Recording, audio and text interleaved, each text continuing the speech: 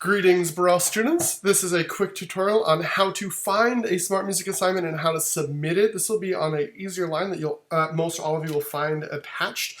So I'm going to first start by going to the login page. I'm going to log into my account. Sometimes it brings you into a page that asks you to verify your information. If that's the case, then just click on this little home button here and it'll bring you to a screen like this. If you're only in one class, this will be for a concert band or sixth grade band, it'll open directly into your class. For the people who already had a smart music class, you'd have multiple ones. You're going to want to pick the distance learning version. So for example, I'm going to say that I'm in wind ensemble. I'm in all the different classes in this test account, but also click on the wind ensemble one.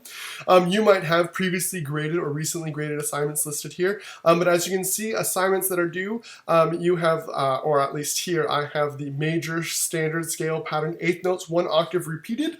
It is due this Sunday, but your goal is to get it done by today or Friday in this example. And so you see these assignments, you're going to start by clicking the start button, and that's going to launch the assignment. It'll ask you to pick your part. I'm playing it on flute today, so I'll scroll through. Notice these are alphabetical. So I'll find flute, click on flute, and then hit OK. It'll then load, as it's doing now. It'll ask me to allow it to use my microphone. You have to hit allow, and then it'll give you extra instructions. So this says practice submitting this easy line using smart music, and so I'll close that, and then I can see here. So now I can see the assignment. I can see exactly what I have to play. I can see the key signature, the time signature, and this blue line here indicates where it's going to start. So right now it's starting at the beginning. If I wanted to start somewhere in the middle, I could press anywhere throughout the song, but I'm going to start at the beginning. Of course, you have control for the tempo here, so I can enter in another number, or I can make it slower or faster, depending if I want to challenge myself or make it easier, and this button here reverts it back to the original tempo.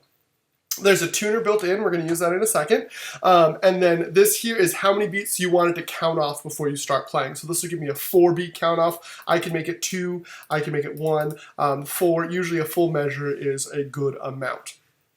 You have the accompaniment volume. This doesn't have an accompaniment, or else you would be able to toggle it on or off here. You have your part, so it's not going to play my part right now, but we will in a second. And it has the metronome, so it's going to play the metronome in the background.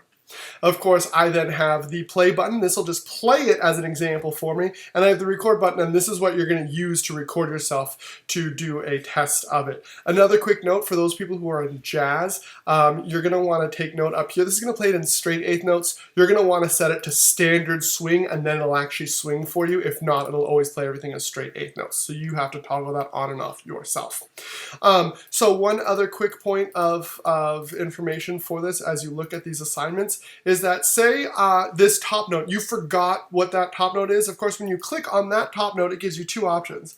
If I click this little button here on the side with the 4 dots, it shows me what my fingering is on flute. And in fact, there's 2 different ways to play it. So it shows me exactly how to finger that on the flute. Thumb, 1, 1, and then your pinky. And then if you press this other button, this is more important for brass players. Say you don't know what partial that is, you can press this button, and it'll play the note for you so you can actually hear what note you are aiming for.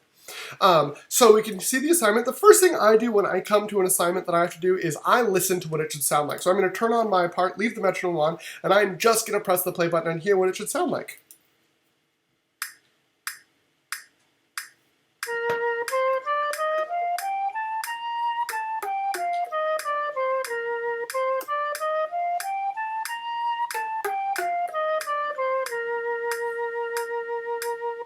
Good, right? So then I can see exactly, and you can't see because you're only seeing my screen right now, but I actually picked up my flute and I fingered along with it. That's a great way to practice. The next way is that I would press just the green button and play along with it and see if I sound like I'm matching it. But before I ever play any assignments with my instrument, it's going to have problems grading you if your instrument is not in tune. So I'm going to use the tuner that's built in here, and I'm going to try and see if it can tune my instrument.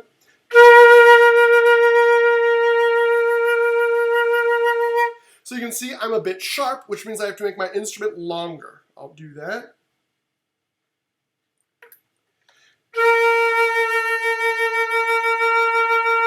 And now I'm flat by 30 cents. I went too far, so I'll find the middle ground.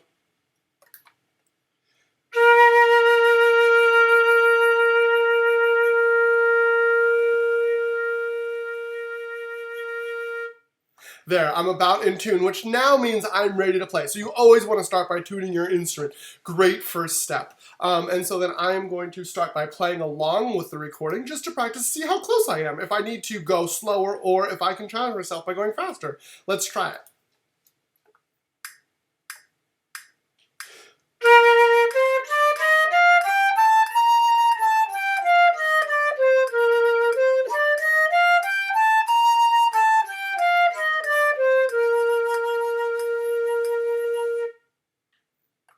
Good, right? So I was able to play along with it. I kind of liked how that sounded, which is great. If I was having issues, like I said, I could turn it way slower. I could set this back down to 65 if I needed to make it easier.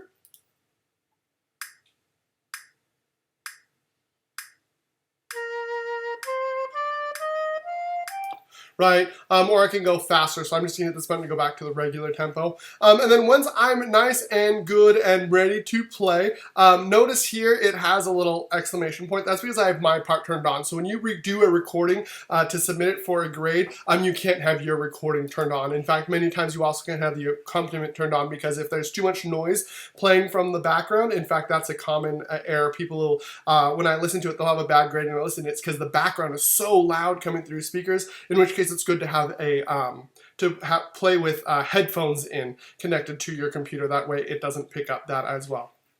So I'll take this and I'm going to record myself playing this. I'm going to hit the red button and it's going to, you'll see in real time, it'll give me red, green, or yellow notes. Green means it thinks I played it right. Yellow means I was a little early or a little bit late. And red means it thinks I played the wrong note. So let's see what happens when I try and play with it. It'll ask me to choose what I want. Using your microphone, melodic through the microphone is what you're going to want to choose. It wants to test my microphone. Perfect. Here we go.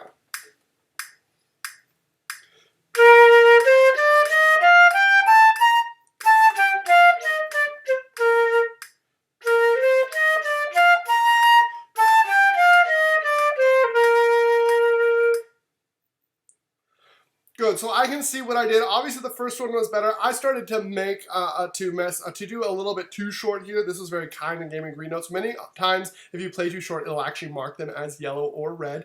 But then obviously here when I'm looking at it, it says that I played it at 92 beats per minute and I have 52%. And you can kind of see green and red. If I want to go back, I can press this blue and red button. And it'll play the recording back for me and I can kind of ask myself, do I hear where I went wrong?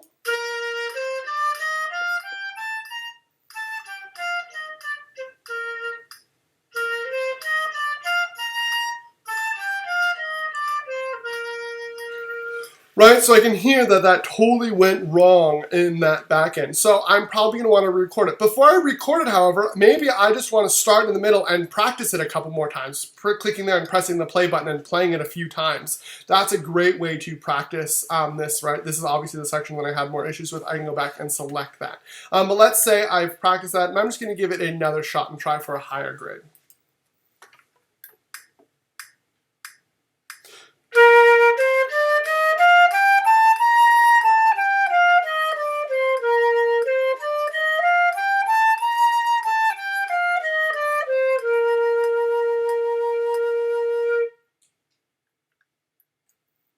Good, right? So that time was nice and easy. I got it all the way. All of them are green. I can go back and listen and see, did I play with good tone?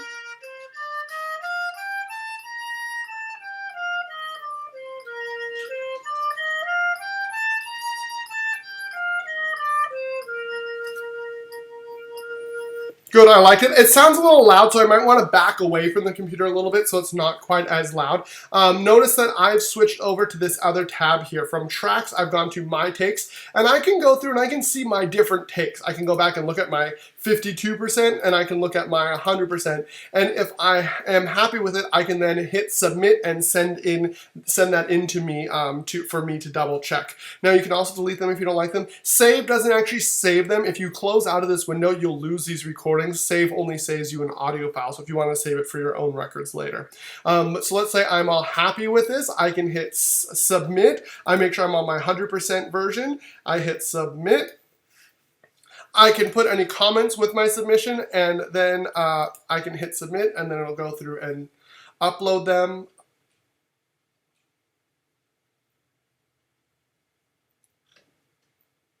And then it says it's been submitted successfully. It tells me which take it submitted. I can hit close, and then I am done. Once I saw that, I can go back, and you can see if I click back into that, it now has moved down here and it shows that assignment. So that is how you go through and you submit a Smart Music assignment. Go ahead and give it a shot with this easier assignment, and then we'll start to use this more as we move further and further. Good luck!